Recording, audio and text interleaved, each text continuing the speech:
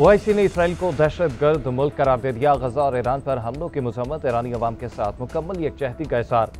पाकिस्तान की इस्लामी ममालिक से इत्तेहाद की अपील। इसाक डार ने कहा कि इसराइली इक़दाम की वजह से मशरिक़ वस्ता, खित्ते और दुनिया का अमन खतरे से दोचार है। गजा में नस्ल कुशी का सिलसिला जारी। फ़लस्तीन, जम्मू कश्मीर और दीगर खित्तों में तनाज़ात और मुसालिम जारी हैं। मुसलमानों के खिलाफ नफरत, इस्लामोफोबिया और इम्तियाजी रवैये में इजाफा हो रहा है। नायब वज़ीर आज़म ने मसला कश्मीर को अक़वाम मुत्तहिदा की करारदादों के मुताबिक हल करने का मुतालबा भी किया। बोले, भारत पानी को हथियार के तौर पर इस्तेमाल कर रहा है। पाकिस्तान का पानी रोकना जंग तस्वुर किया जाएगा।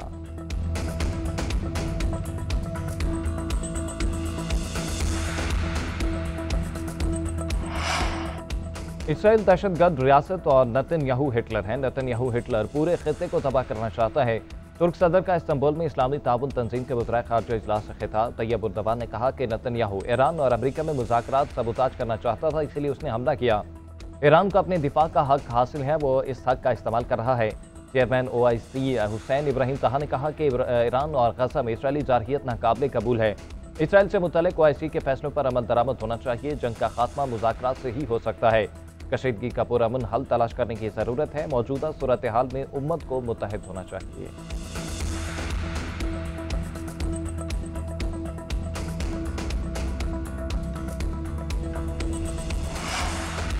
नायब वज़ीर आज़म इसाक डार और फील्ड मार्शल सैयद आसिम मुनीर की तुर्क सदर रजब तय्यब उर्दवान से मुलाकात। इस्तांबुल में ओआईसी वज़ीर ख़ारजा इजलास के मौका पर मुलाकात हुई।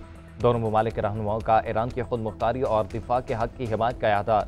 इसराइली हमलों की शदीद मजम्मत की गई। खित्ते में कशीदगी कम करने की सफाती कोशिशें जारी रखने पर इत्तफाक। आलमी बरादरी से फौरी जंग बंदी और इमदादी रसाई यकीनी बनाने पर जोर। गजा में इसराइली जारहियत फौरी बंद करने का मुतालबा।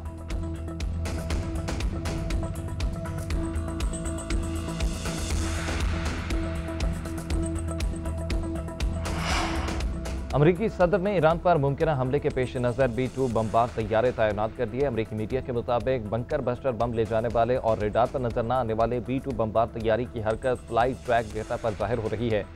B-2 ईरान की फरूद जोहरी साइट को निशाना बनाने की सलाहियत रखते हैं। तैयारों ने मुमकिन तौर पर बंकर बस्टर बम की वजह से ईंधन के मुकम्मल टैंकों के बगैर परवाज भरी।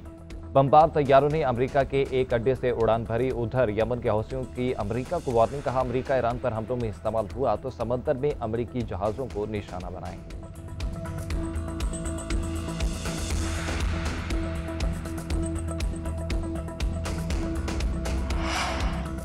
इसराइली फौज का ईरान पर हमले जारी। 5 ईरानी फौजी शहीद, 9 जख्मी हो गए। मगरबी ईरान के शहर करमानशाह के गांव पर बमबारी की गई।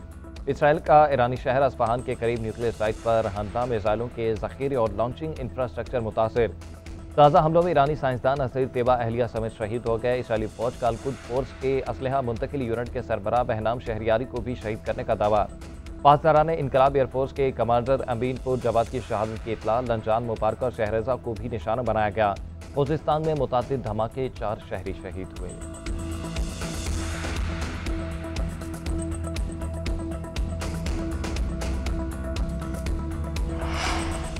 ईरान का इसराइल पर एक और बड़ा हमला। अहम हदफ निशाना फिजाई अड्डों, दिफाई तंसीबात और कमांड एंड कंट्रोल सेंटर को निशाना बनाया। जवाबी वार करते हुए 25 बैलिस्टिक मिसाइल दागे। तेल अवीव, जेरूसलम और हाइफा धमाकों से गूंज उठी। तेल अवीव में अमारत में आतिशबाजी, देबूना में एटमी रिएक्टर पर भी मिसाइल हमला। 20 लड़ाका तैयारों के साथ इसराइल पर बमबारी। हर तरफ आग और धुएं के बादल। बेरशेबा में टेक्नोलॉजी सेंटर मलियामेड।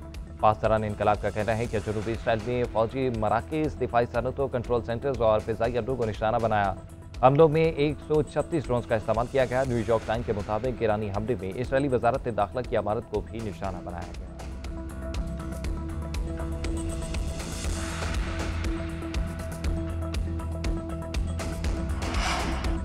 ईरान के सुप्रीम लीडर आयतुल्लाह खामेनी ने अपने मुमकिन जाननशीनों का फैसला कर लिया। अमरीकी अखबार न्यूयॉर्क टाइम्स का दावा। अखबार ने रिपोर्ट में लिखा, ईरानी सुप्रीम लीडर ने जाननशीनों के लिए 3 उलमा के नाम तजवीज़ किए हैं। सुप्रीम लीडर के बेटे मुज्तबा खामेनी मुमकिन जाननशीनों में शामिल नहीं। ईरानी मुसल्लह फोर्सेस की कमांड चेन के हवाले से भी अहम फैसले किए। आयतुल्लाह खामेनी 36 साल से ज़ायद अरसे से ईरान के सुप्रीम लीडर हैं। खामेनी सिर्फ एक काबिल एतमाद मुशरीफ के जरिए पैगाम देते हैं। ईरानी सुप्रीम लीडर की जानिब से इलेक्ट्रॉनिक पैगाम रसानी तर्क कर दी गई है।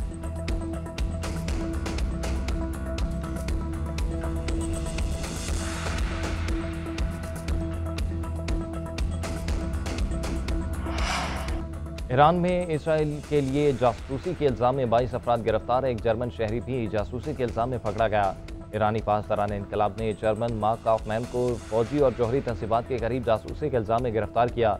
ईरानी मीडिया के मुताबिक जर्मन शहरी साइकिल पर इलाके में घूम रहा था और मुमकिन ममनुआ मकामात की वीडियोज बना रहा था।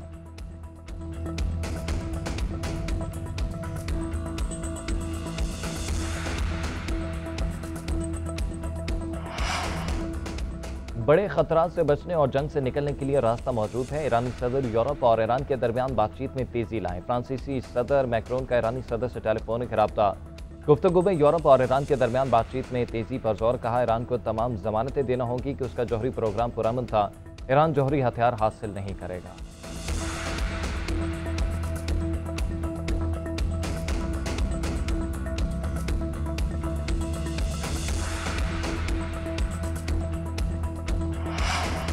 रूसी सदर व्लादिमीर पुतिन का ईरान की हिमायत का ऐलान। कहते हैं, ईरान को पुरअमन मकासद के लिए जौहरी तवानाई के इस्तेमाल का हक है। रूस ईरान को दरकार ताबन फराहम करने के लिए तैयार है। ईरान और इसराइल दोनों को मुज़ाकरात में लचक दिखाना चाहिए। इसराइल को मुतअद्दिद बार कह चुके हैं कि ईरान के जौहरी हथियारों के हसूल के शवाहिद नहीं।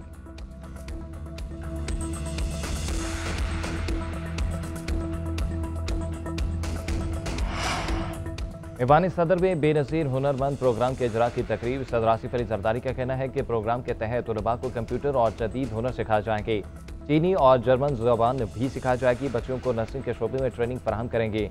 BISP के तहत बच्चों और बच्चियों की तालीम समेत तमाम हकूक़ फराहम किए जा रहे हैं। हुनर सिखाकर नौजवान दयार गैर में मुल्क का नाम रोशन करेंगे। नर्सिंग जैसे शोबे की बैरून मुल्क में बड़ी मांग है। पीपल्स पार्टी अपने विजन के तहत आम लोगों को बाइख्तियार बनाना चाहती है।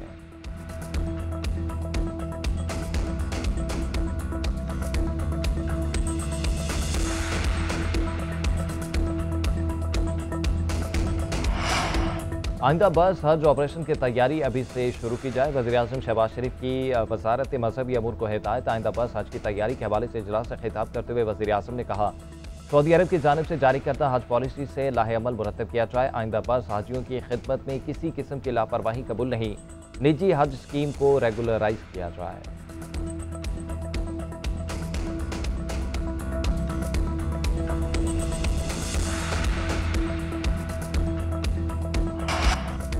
बानी PTI के खिलाफ हतक इज्जत का दावा। वज़ीर-ए-आज़म शहबाज शरीफ जरा के लिए सेशन कोर्ट लाहौर में वीडियो लिंक पर पेश। बानी के वकील ने सवाल किया कि बयानी हल्फी में जिक्र नहीं कि आपको औद कमिश्नर के सामने किसने शनाख्त किया। शहबाज शरीफ ने जवाब दिया कि मुझे औद कमिश्नर बहैसियत वज़ीर आला पंजाब जानते हैं। इन बातों पर पहले बहस हो चुकी है।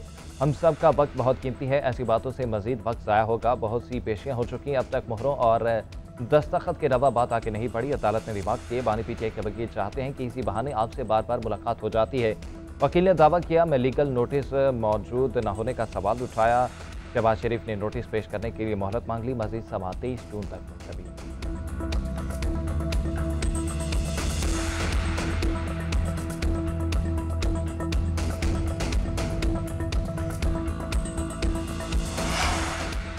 सिंतास माहिदा सियासी इंतजाम नहीं बल्कि बैनुल अक़वामी माहिदा है। सियासी मकासद के लिए पानी को बतौर हथियार इस्तेमाल करना गैर ज़िम्मेदाराना है। भारत सिंतास माहिदे पर मुकम्मल और ब्लॉक रोड दो टोक अमल दरामद बहाल करे। तर्जुमान दफ्तर खारजा का भारतीय वज़ीर दाखिला के बयान पर रद्द-ए-अमल। भारतीय वज़ीर दाखिला अमित शाह ने बयान में कहा कि सिंतास माहिदा कभी बहाल नहीं होगा। पाकिस्तान जाने वाले पानी को केनाल बनाकर राजस्थान की तरफ मोड़ेंगे।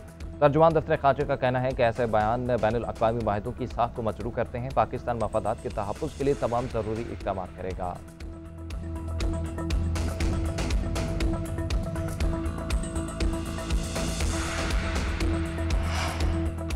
पाकिस्तान में 2.5-3 साल से हाइब्रिड हुकूमत चल रही है। ये मॉडल पहले ही ईजाद हो जाता तो तारीख के बहुत से हादसा टल सकते थे। वज़ीर दिफ़ा ख्वाजा आसिफ का कहना है कि अब ये हाइब्रिड मॉडल कामयाबी से चल रहा है, जो मुल्क के लिए खुशाइंद है। जब से शहबाज शरीफ हुकूमत में आया है, उनके फील्ड मार्शल आसिम मुनीर से आइडियल ताल्लुकात हैं। जो दुरुस्त समझता हूँ, लगी लिपटी बगैर कहता हूँ, इसी वजह से अक्सर मेरी सरजनिश भी होती है।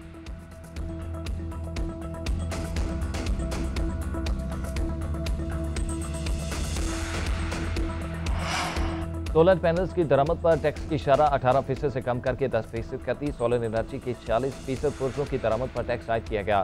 सोलर पैनल्स की कीमतें 4.5% बढ़ेंगी। वज़ीर ख़ज़ाना मोहम्मद औरंगज़ेब की सेनेट में बजट पर बहस में इज़हार ख्याल। सेनेट ने कायमा कमेटी बराए ख़ज़ाना की बजट सिफारिशात मंजूर कर ली।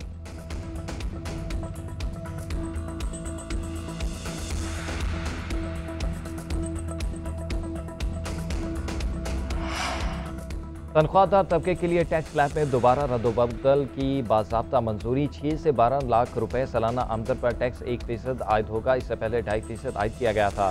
सालाना 1 करोड़ रुपए से ज्यादा पेंशन पर 5% इनकम टैक्स लिया जाएगा। कौमी असम्बली की खजाना कमेटी ने टैक्स तजावीज़ की मंजूरी दे दी। कॉर्पोरेट सेक्टर पर सुपर टैक्स में 5% कमी की तजवीज़ मंजूर।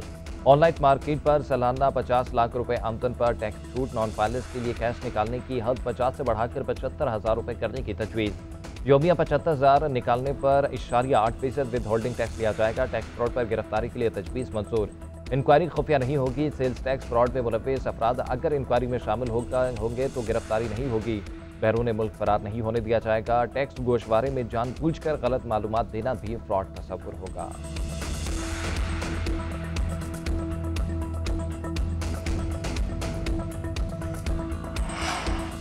वज़ीर-ए-आला पंजाब मरीम नवाज का देहात में रहने वाली गरीब बेवा खवातीन को मुफ्त मवेशी देने का ऐलान। जनूबी पंजाब के 12 अजला में 2 अरब रुपए से 11,000 दही खवातीन को भैंसें और गायें दी जाएंगी। 55 साल तक उम्र की मुतल्लिका और बेवा गरीब खवातीन घर बैठे ऐप के जरिए भी अप्लाई कर सकती हैं। मरीम नवाज का कहना है कि देहात और शहरों में गुर्बत का फ़र्क मिटाना हमारा अज़्म है।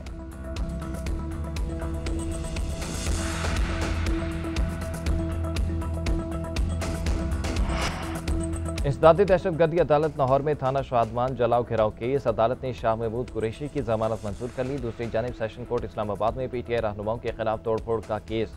उमर अयूब, बैरिस्टर गौहर, आमिर डोगर, अली बुखारी, आमिर मुगल और मलिक रफीक बरी। जुडिशल मजिस्ट्रेट ने थाना कराची कंपनी केस का महफूज फैसला सुनाया।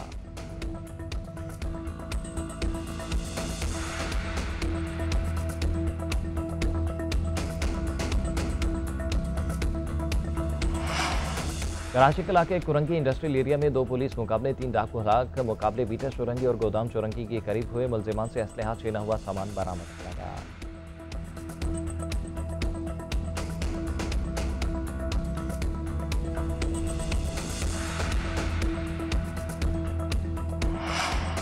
रेप, तशद्दुद और दहशतगर्दी। अमेरिका ने खवातीन शहरियों को अकेले भारत के सफर से रोकी। एडवाइजरी में कहा गया कि तफरीही मकामात पर ज्यादती के वाकयात इंडिया में बढ़ते हुए जराइम में से एक हैं। खवातीन अकेले भारत का सफर न करें, जबकि दहशतगर्दों की जानिब से तफरीही मकामात, शॉपिंग मॉल्स और हुकूमती मकामात पर हमलों का भी इम्कान है।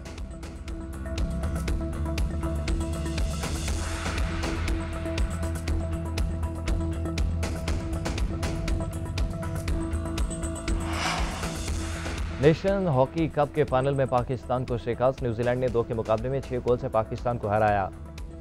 दिफाई चैंपियन न्यूजीलैंड ने मुसलसल दूसरी बार नेशंस कप ट्रॉफी उठाई। फाइनल मुकाबले में न्यूजीलैंड की टीम ने इब्तदा से ही कौमी टीम की दिफाई लाइन को टफ टाइम दिया, जो आखिर तक कायम रहा। एक तरफा मुकाबले के बाद टीम फाइनल मैच में शिकस्त खा गई। कौमी टीम ने 11 साल बाद FIH इवेंट का फाइनल खेला।